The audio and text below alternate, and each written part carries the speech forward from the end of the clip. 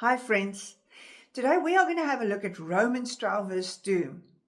And it says, "Do not be conformed to this world, but be transformed by the renewing of your mind, so that you can prove the good, acceptable, and perfect will of God."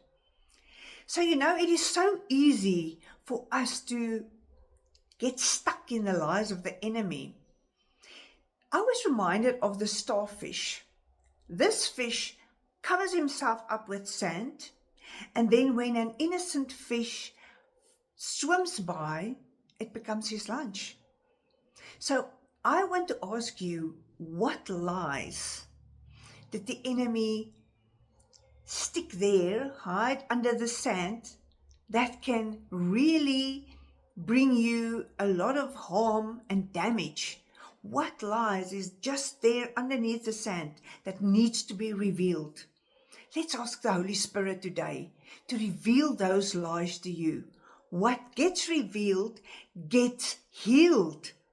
And we are so excited and wanting to know what those blind spots in our lives are so that we can get rid of them. And that is my prayer for you today. Until next time.